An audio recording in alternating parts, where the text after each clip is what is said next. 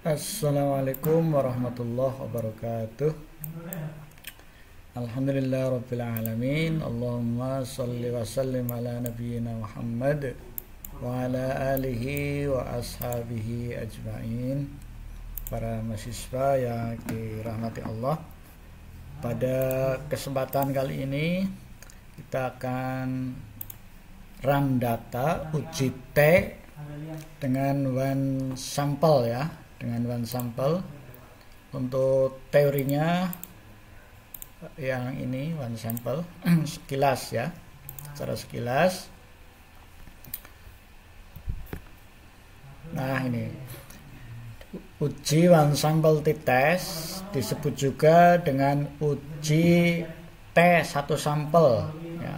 T1 sampel dalam satu kelas misalnya tidak dibandingkan dengan kelas yang lain ya, atau hanya satu kali saja kita mengambil datanya begitu.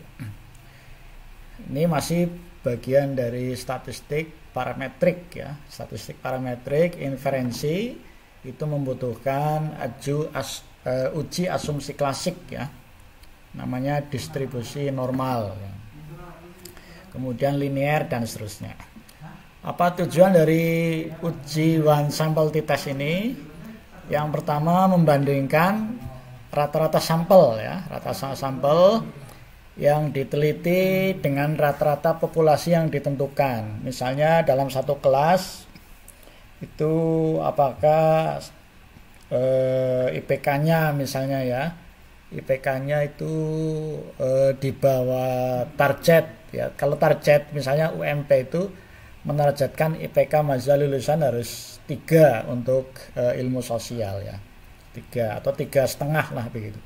Atau misalnya kalau para siswa di SMP itu kan ada KKM ya, KKM. Nah, apakah ratanya itu nanti dalam uji hipotesis itu nolnya itu sama dengan 0, sama dengan KKM-nya atau patokannya ya. Kemudian yang kedua, nanti kita jelaskan lebih lanjut dengan praktek, menguji hipotesis dalam statistik deskriptif ya. Jadi rata-ratanya begitu. Apakah rata-rata kelompok sudah sesuai dengan atau di atas kriteria ketuntasan minimal misalnya ya. Nah, begitu. Nah, ini hipotesisnya. Hipotesisnya 0 ya. Nilai rata-rata hasil belajar siswa yang aktif. Nah, misalnya kita ingin meneliti apakah para mahasiswa yang aktif di dalam ekstra kegiatan kurikuler itu IPK-nya bagus. Tadi IPK-nya itu minimal 3 ya. Nah, kita tetapkan IPK-nya minimal 3,2. Nah, maka H0-nya nilai rata-rata hasil belajar siswa yang aktif di kegiatan ekstra sama dengan 3,2. Nah, itu H0-nya. Kemudian HA-nya atau H1-nya nilai rata-rata hasil belajar siswa yang atau mahasiswa yang, maksudnya mahasiswa ya, mahasiswa yang aktif di dalam kegiatan ekstra kurikuler, bisa mahasiswa, bisa apa namanya siswa, boleh nanti terserah, nanti di ini tentatif ya, terserah keinginan Anda mau meneliti di SMA atau di mahasiswa gitu. Ini maksudnya bisa variatif ya. Kalau misalnya untuk mahasiswa ya kegiatan ekstra. Kemudian misalnya kalau judulnya di sini untuk para siswa SMA ya nanti SMA begitu. Nah, ini bisa dipertukarkan ya, pertukarkan. Kemudian yang selanjutnya nanti hipotesisnya ini kemudian kan kita uji dengan statistik, dengan SPSS ya. Nah, kemudian bagaimana pengambilan keputusan, kesimpulannya ya. Ada 2 cara yang kita sampaikan. Satu, membandingkan, karena ini pakainya output SPSS, maka di sana sudah ada sig-nya ya. Membandingkan nilai sig, ya sig-nya biasanya di tabel ya, sudah ditunjukkan dengan alfanya ya. Kalau dalam ilmu sosial alfanya adalah 0,05. Kemudian membandingkan nilai T hitung dengan T tabel ya. Jadi nanti kalau di output SPSS sudah ada tabelnya, sudah ada apa namanya T-hitungnya ya. Kemudian T-tabelnya belum muncul, nanti Anda download di T-tabelnya.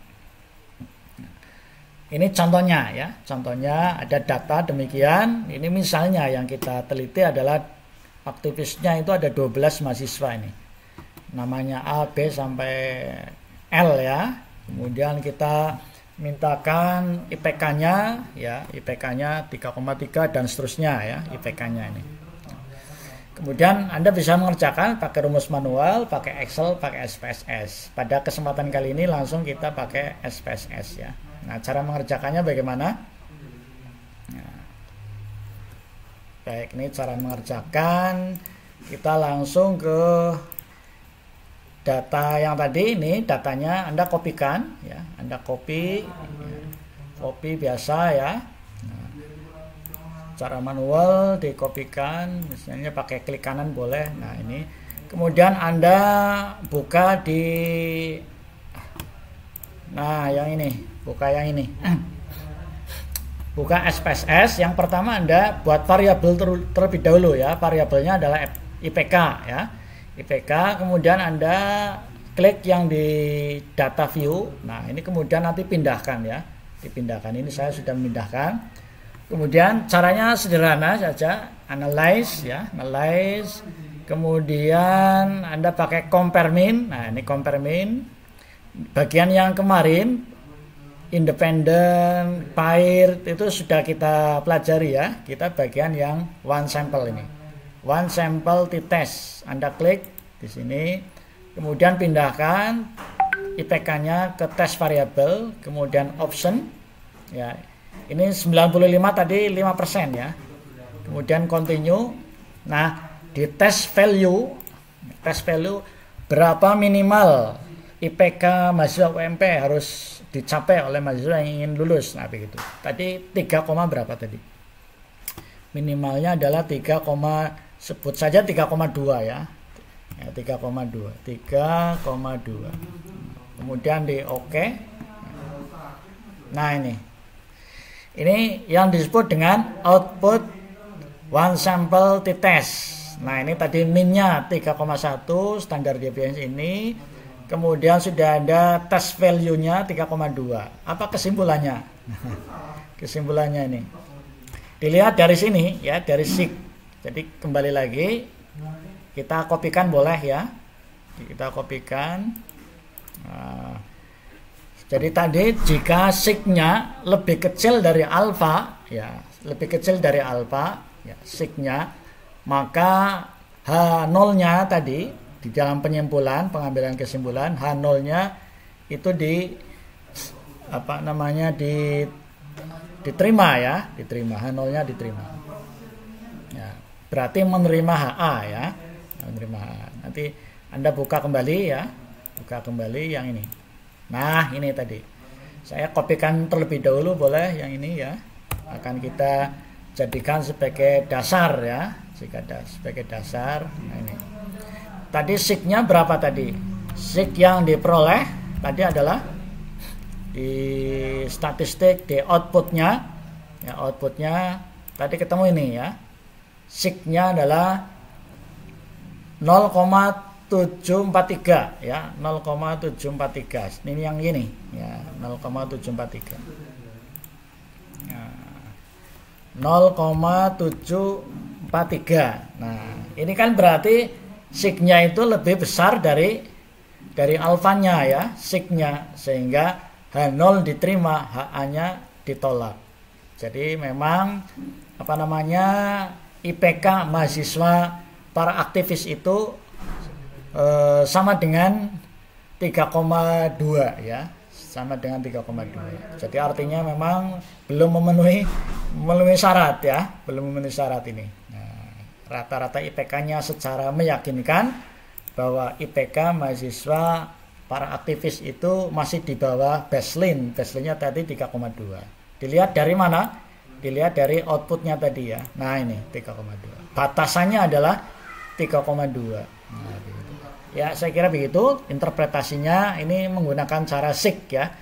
Adapun menggunakan cara T-tabel nanti sudah dihitungkan di sini, DF-nya 11. Kemudian alfanya 0,05 ya. 0,05 nanti dibagi 2 karena two-tail ya. Two-tail maka gunakan yang menggunakan 0,025. Nah, 0,025. Nah, ini sudah ada tabelnya ya. Ya, yang ini. Nah,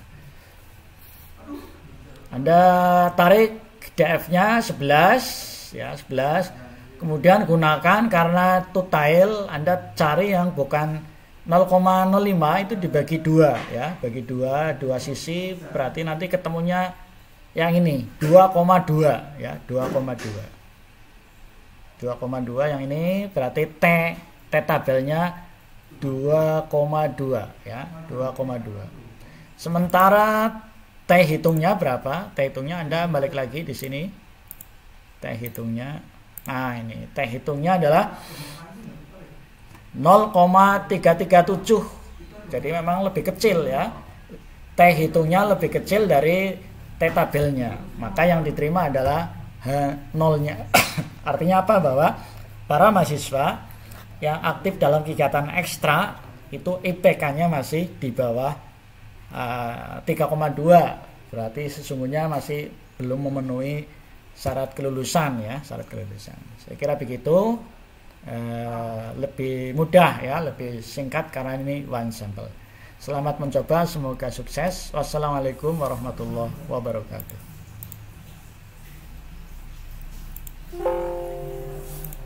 Nanti silakan kalau ada pertanyaan bisa disampaikan di dalam grup chat ya, grup chat ya. Saya kira begitu. Mudah-mudahan ada manfaatnya.